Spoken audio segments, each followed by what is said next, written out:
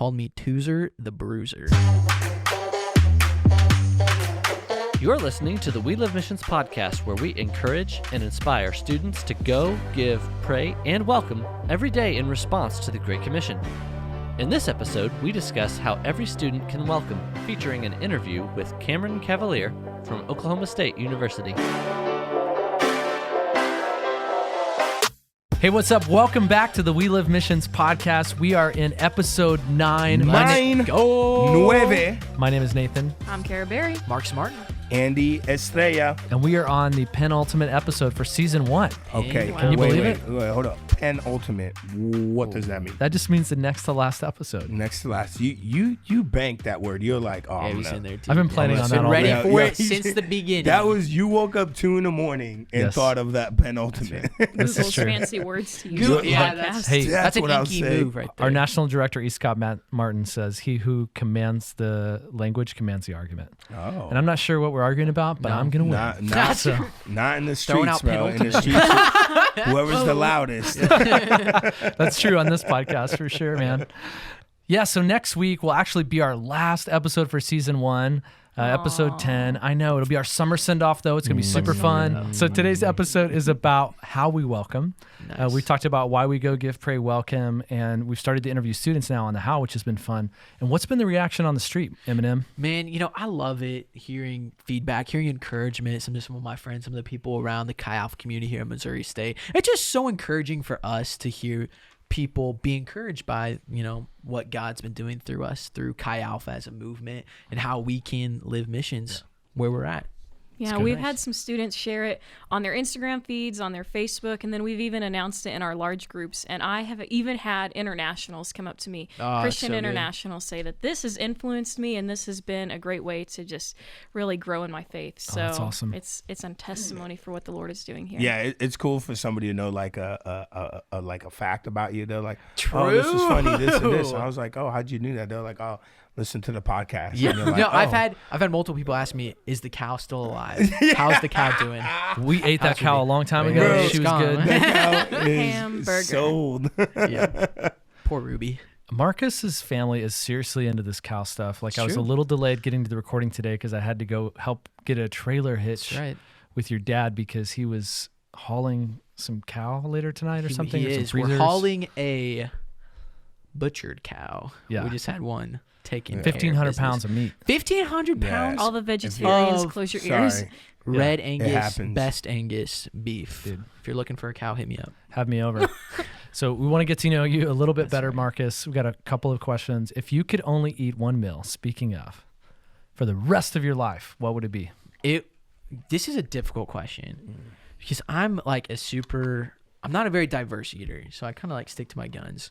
So this is a real question. And right now, I'd say it'd have to just be a big old slab of ground beef. Just give me a burger.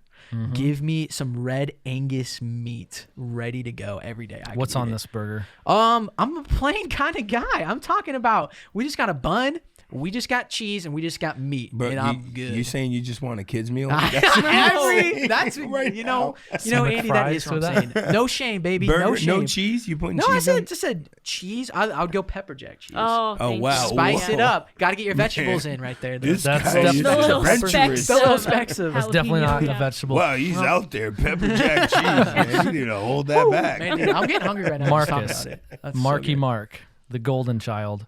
Have you ever had a nickname? Man, I feel like I've had so many nicknames. I'm gonna go back to the first. I think we pride ourselves on being vulnerable people here Yes, at we this do. table. So I'm gonna go deep. From a young age, my parents, my dad, and my mom, they called me Toozer the Bruiser Toozer. because I was Number a- two? You have to ask them. I don't know, but I was Bruiser because I was kind of a husky little boy growing up, and apparently it was kind of He a liked bruiser. that red Angus. That's You know what I right. mean? Find pictures of Marcus in the show notes. Yeah, so Dude, I from was, the First World Mission Summit, dude. And you walk out there in your right. boots. Yeah, my Oh, boots, yeah. man, dude. And I was a Toozer the Bruiser. So then, man, it just went on too long. I remember in high school, they'd call me Toozy off of it. That was another abbreviated version of it because it just stuck around, never really went away. So Toozy. I also get called Marky Mark quite a bit. Okay. What's something else? You guys know me pretty Probably well. not going to be Malker. calling you Toozy the Bruiser. Toozer the Bruiser. Toozer the Bruiser. Yeah. Toozer, I guess, the yeah, Bruiser two. It had to be is- because I was the second. Yeah, that makes There it sense. is. All right, last question. What would you rather do? Wash dishes, mow the lawn, clean the bathroom, or vacuum my house? Okay, so things that Marcus of that list that I just hate with a passion is mowing. In the summer, you're sweating. And I've always had to push mow. If you're talking about ride mowing, like that's No, fine. I feel you, dude. But Mowing push is- mowing, yeah. oh, the worst. Doing dishes, I hate getting my hands all gross. I do them all the time, but I don't like it. And bathroom, not too much of a problem. Don't So you're care too vacuuming my much. house. But it is vacuuming Nathan's house all Deal. day. Do you have a good vacuum? Yeah, Dude, that that's is fine. fun. You push it around, get to hear the noise, and it's like you can see the floor get better. Yo, Man, for it's good. me, literally, my family in high school bought a new vacuum, and they said that it was a left-handed vacuum so that What? I could use it, and I believed it because I hate vacuuming that much. That is and they're like, "Well, we hilarious. bought one that was left-handed so They that you got could you. use it," and I was so Did you- mad. Dude, That's hilarious. did your family hustle you Man, to dude, that's to vacuum the house? No, with they the- didn't, but they got me though. Bro. I'll admit it. Like you said, it's a vulnerable place. They got me, but I've got a left-handed Outlook account. I need you to go through Wow. filter my email. So they're like, I can't use it. You Yeah. need to use it because that literally happened to me. Yeah, because like of all those Oh, things, wow. vacuuming is like I'm Bro, not a vacuumer. there's probably somebody listening and be like, that's what happened. That's true. Hey, let's move on to the topic of the day. Every, not some, but every student welcomes. And man, we feel like this is an intricate part of the gospel. The gospel of Jesus Christ is a welcoming gospel. It takes it, from this Old Testament, very legalistic approach. And when Jesus came, it was for everyone. It welcomes everyone. And we wanted to talk, how do we do this? Like, how do we welcome people? How do we bring them into our lives? How do we open up our homes and our apartments and our dorm rooms and our lives to people, to welcome it into? If we welcome somebody into our lives, then we also welcome them into the gospel, Yeah, That's right. because the gospel is relational. so true. Yep. I just thought of this stat. I don't know if it's still accurate, but when I was a campus missionary locally, at the time, over 70% of international students would never enter an American home, Wow. which I think it's higher than that now. There's over 1 million international students studying in America. Yes. And can you imagine they come do their whole degree and go back to their nation or go into the job force and never enter an American home? So one of the things we just often did is we would invite them to be a part of our Thanksgiving, Christmas times.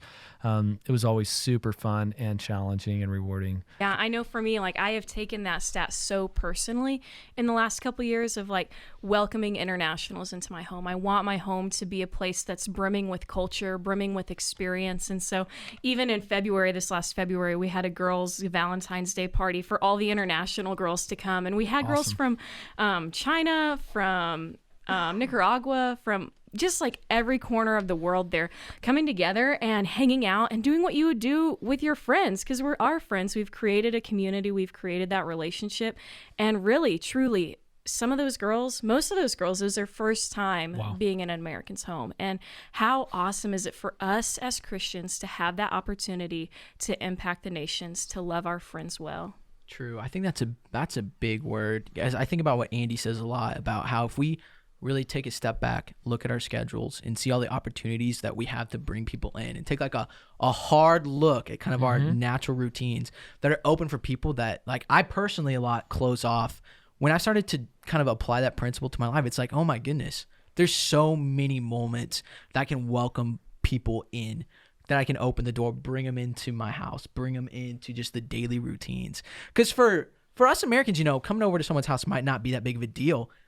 But you bring over your Chinese friend, I bring over my friend from Indonesia. It's like this is a huge, huge step for sharing who we are. And if you think about it, what makes welcoming effective, what makes it true, is that we let people into not only our lives, but like who we are and our environment. And I say the more intimate, the more personal, and the deeper it is, the stronger it can be. When if you think about it, when you're welcome to somebody's birthday party, or when you're welcome to like a graduation, and when you're a part of those moments in people's lives, you feel like you have a connection with that person. And I feel like a lot of times we need to open up our lives. Like, we can't have, like, part of welcoming in the gospel, the welcoming part is really our lives. You know, like we can show somebody the word of God. We can tell somebody the word of God, but welcoming is, our lives are attached to that. Yeah. It's the introduction to the relational aspect of the gospel. And I always, you know, I think I've said this in this podcast, and if I haven't, if you're around me, I always say this: Jesus it was a strategic move for him not to have a home. He could afford it, and we know he could have built it, but he did not have that because he wanted to be a part of people's lives. It's good. Yeah. And I think a lot of times we separate the gospel message in our lives, and we feel that we can welcome people into the gospel without welcoming into our lives, and that doesn't exist. That's so good. Man. Coming off of that, just thinking about whenever you're in a place where you meet new people, whether it be Welcome Week and you're surrounded by all these new freshmen, or whether it be an international student event and you're all these different cultures, there's always that impulse to just kind of skim the surface. Like, what's your name? What's your major? Where are you from? That kind of thing. But go deep with these students. Don't just invite them into your home, invite them into your heart. Because I know my sophomore year of college, I had a friend from China, and she was struggling with the exact same thing American students face. She had a roommate who was just terrible, like just a terrible roommate. We've all had terrible roommates. International students experience that. And we have to invite them into our lives, and we have to be willing to be vulnerable with them and just reciprocate that back, because it's a relationship, it's a friendship, it's fluid. Wow. That's so true. What are some of the other ideas that you've seen successful in how we welcome international students? Yeah, for Marcus, I think about this in a really like practical lens. And for me, I think what is something that Marcus gets excited about? What's something that like I love to do? And how can I welcome somebody into this? So for me, it's working with cows. Like, I have to go out of town to go do it. I'm like, hey, why not bring someone into something that I love? To like the butchering of them? Not quite that level. More the loving them, the feeding them, getting them hay, getting to ride a tractor. They don't see that side of things. They just see the love that I share for the cows, and it replicates the love Jesus shares for his flock. Ooh. They get to see it lived out as I love my flock. Boom. That's big stuff. So for me, just being able to bring people into like what I love to do, because then we're passionate about it. We get to talk and then welcome them into my life to see like what it looks like to, you know, be a farmer in America.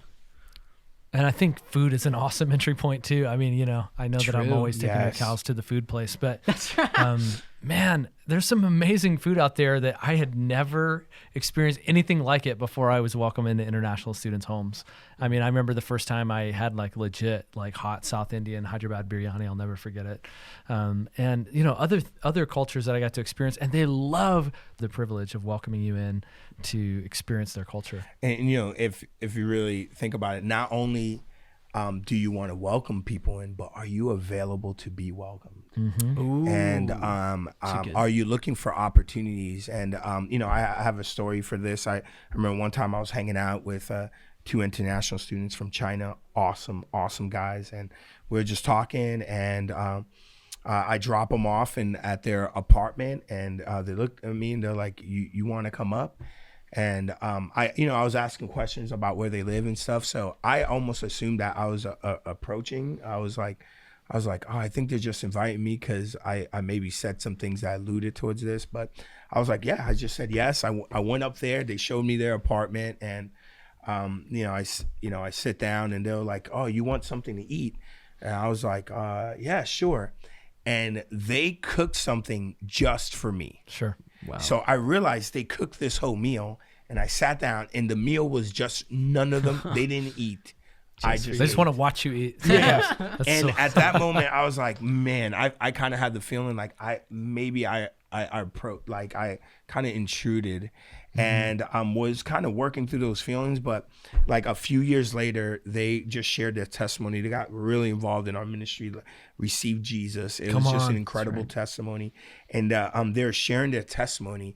And they said the moment where they felt like they were a part of our ministry is when they had me over and they cooked a meal for me. And it was just kind of one of those moments. And I didn't realize how much of an impact that moment had until I'm hearing the testimony. Are you available to be welcomed? Is your schedule available for that? Are you willing to interrupt your schedule when one of these international students welcome you in? That's so good. And that's really what it comes down to is time, right? Yeah. I mean, are we going to give the time, and often like we don't think about just inviting people along with what we're already doing. Maybe it's cows, maybe some agronomy thing, or another kind of, interest that you have, but just invite people into your world. One of my favorite stories from our time in Texas was an international student named Hui. He moved from Vietnam. He studied on the West Coast for a little bit, came to Texas, had never met a Christian in his entire life. Wow. And so we used to do airport runs back in the day, and we'd go pick up international students and welcome them into our city. And he became close friends with Meredith, who was our kind of XAI director and really kind of focusing on welcoming international students in our ministry. And they used to fight like brother and sister. It was so funny. Another international friend that I had was from India, and he really liked Meredith. He's like, I think I will propose Meredith. I was like, I don't know if it works like that. Like, she doesn't, he said, but I'm worried that, Hui and Meredith, that they might get married. I was like, trust me, you have nothing to worry about. They fight all the time. Because actually Meredith was the one that led Hui to Jesus at one of our outreaches there on the second row. And that night I took him to Walmart to get a Bible. He had never seen a Bible in his whole life. And so I remember showing him, this is the Old Testament, this is the New Testament, this is NIV, what do you want? And he finally picked out this black Bible with a white stripe. And as we're going to the counter, it's like 10 o'clock at night. This is less than an hour after he had made a decision to follow Jesus. And he said, hey, can I go get a different color? I was like, all right, I guess so. I mean, like we looked at all of them. Why do you want a different color? And he said, well, when I take this Bible back home to Vietnam, this color together symbolizes death. Can we get a different color? Oh, wow. And I was like, wow, yeah, we can get a different color. I mean, think about that. Within an hour of making a decision to follow Jesus, he was already talking about carrying the gospel home. Wow. And he actually did get to share the gospel with his mom when she came over for their wedding, because Meredith and Hui got married. What? Now they have Asian American babies that are so beautiful. Wow. And I mean, these stories are everywhere, right? Awesome. Of students that are finding Jesus in America and then carrying the gospel back to their home. Man, that's awesome. That's incredible. And, if you think about it, like asking yourself and even challenge yourself, if, you're driving, you're listening to this podcast, like how is welcoming a part of my life? Yep. Is it, would friends, would people around me, would my classmates, would international students see me as a welcoming person? And what in your life do you need to adjust for that? And, being hospitable and being a part of this is an intricate part of the gospel. Even in the gospel, it says, when I was hungry, you fed me. Mm-hmm. When I was naked, you clothed me. When you've done these to the least of these, you've done it onto me. That's welcoming. Yeah, that's true. That's intertwined into that. And let's embrace that to be effective in God's kingdom. That's so good, Andy. Well, let's jump into an interview with one of you listeners that have written into us. We are going to hear about how you welcome from a student's perspective.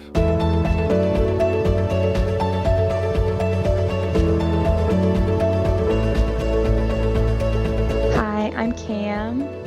This is my third year at Oklahoma State University, and I major in microbiology and animal science.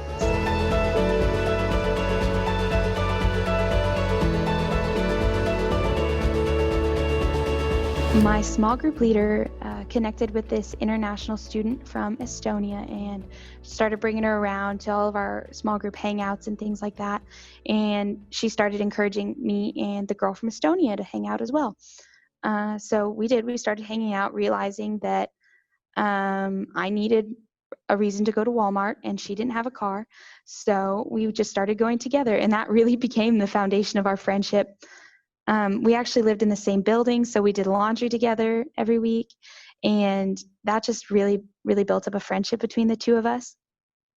And then, the second semester rolls around and I'm in the leadership training class for Chi Alpha, and I start having all these assignments. Like, I gotta go to these prayer groups and bring people to these prayer groups. And I'm like, okay, cool.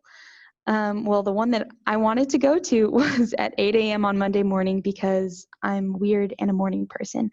The only one of my friends that would go with me was this girl from Estonia.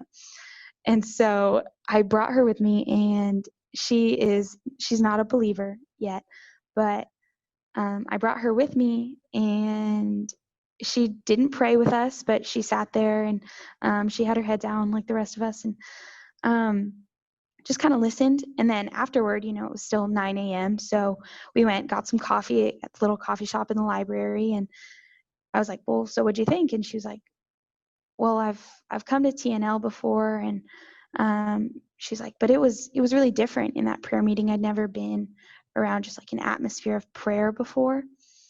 And I think what she really realized in that is that, at Thursday Night Live, when it's our weekly group service, we all sing and jump around and, listen to happy worship music. And then we sit and listen to a guy or, somebody talk for an hour.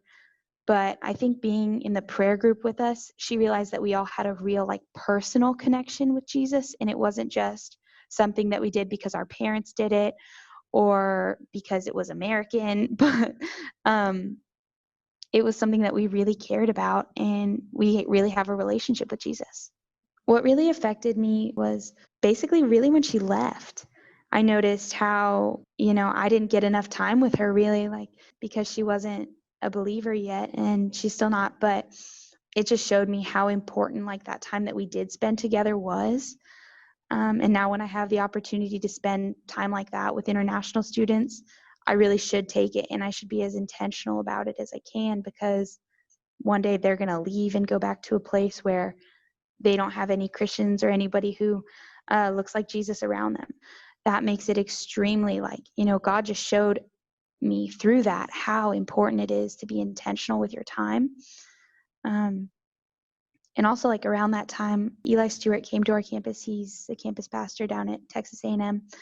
And he talked about how we try so hard to go out on these international mission trips, but we don't reach out to the international students that are already in our backyard. And God kind of had to take me through this whole process, and he still kind of is, teaching me that this isn't a game. It's not a joke. Your time here is, you can make it as intentional as you want it to be.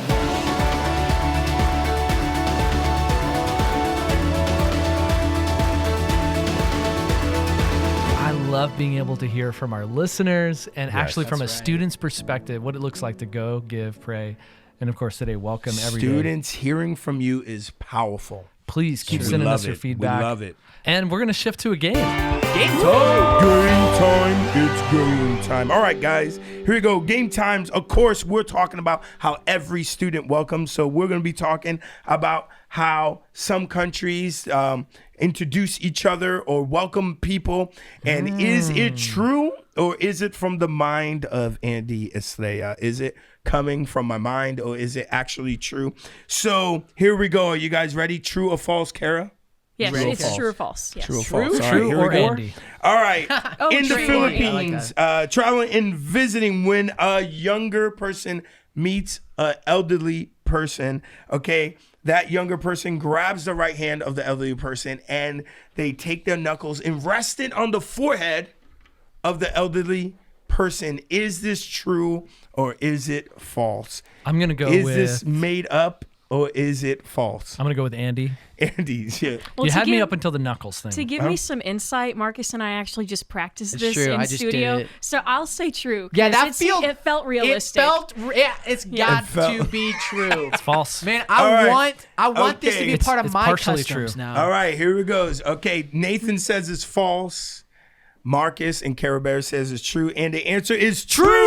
Yes. Oh, that's right. Listen, my Filipino friends never knuckle Okay. people to the face. All right. They were trying All right, to it be- is true. It is a custom that is practiced in parts of the Philippines. Oh, in parts, and yeah, by your here grandmother. It is, okay, so in Tibet, okay? Ooh. All right, in Tibet, Is it a custom in some parts of Tibet when you greet somebody to stick your tongue out? I can't stick my tongue out, To so I stick feel like that's kind of your discriminatory. Out. That's as far as Is it'll it go. a custom That's in the some weirdest parts thing of I've ever Tibet heard. I know. to stick your tongue out? True or false? That's a I'm True gonna big say or Andy false? I'm saying Andy. falsehood. I'm saying You're true. saying false? That's okay. true. Yeah. That's All right, Andy. and the answer is true. No! Yeah. Yes. Even the score. Dang. In the history of Tibet, they had one kind of really evil king, and his tongue was black, and they felt like he was going to be reincarnated. So when you would greet somebody, you would stick your tongue out so you won't be the As far person as it'll go. that's reincarnated. So Literally can't say my there it is. Yeah. And all right, last one. Okay, we got, what do you got? 1 point. Everybody's 1-1. Well, second round was double One- points, right? Good try. Okay, here it goes. Everybody 1-1. Is this Okay. it? Is this on the line? Yeah, game is this is it in Tavulu. Okay. I think I'm pronouncing right. Polynesian Islands. Okay. When you visit somebody, do you press your nose and your face on the cheek of the other person and take a deep breath? Yes, Oh. please. That's it. Sniff I just- deeply. I feel All right, you uncomfortable. press Wait, which your cheek? face up against the cheek of another person and take a deep sniff. Sounds Just like so something the I would audience do. knows we're Can not you guys doing hear this that? in studio right now. Does that happen? Okay, true or false? True or false? Just clarifying Is it- question. I hate to be a middle schooler, Yes. but which cheek are we talking? I do not know. Okay. I do not know. Both. A, You gotta do a The cheek. face. A cheek. A cheek. North, south, left, or right? Oh no, it doesn't. I don't That's know. straight up Andy. Andy, that's Andy. That is That's Andy. false. Okay, Andy, what do you say? Wow. But if I say false, wait, if I say true and it's right, You win. then I sweep it. Yeah. But if I say false and we're all false, Then we all Are win. you gonna go for it? oh, What are you I'm going to do? go for it. You gonna Yes, go for it's it? true. And the answer is true. Oh, yes. Carol Berry Strategy. is taking the Dang. win. Strategy. Yes, all true, all accurately researched, Okay, and in order to get those points, I just want you to tell me what hemisphere the Polynesian Islands There we are go. in. There we go. oh, Come on, KB. Come on, Throw KB. in Talk to me. geography. Yeah. let's just put it name there. a It's hemisphere. warm. Yeah, you get like, Southern. it's like a 50-50 shot. It's Southern Hemisphere. She's right. Right? Yeah, they're in the Southern Maybe. Hemisphere. There No it is. comment. Oh, gosh. Cut that out. And that's it for episode 9, our penultimate Yes. season 1. And ultimate. In Yo, the 9 books. a.m. Nathan came up with it. And ultimate. Signing off, this is Nathan. It's Cara Berry. Mark's Martin. Andy Estrella. We'll see you in 2 weeks. Thank you for listening. If you would like to learn more about welcoming international students, go to chialpha.com/xai. You can also check out a blog about welcoming the nations by our very own Severin Lwali at chialpha.com/blog. To sign the manifesto or to find out more information about the movement, please visit welivmissions.com.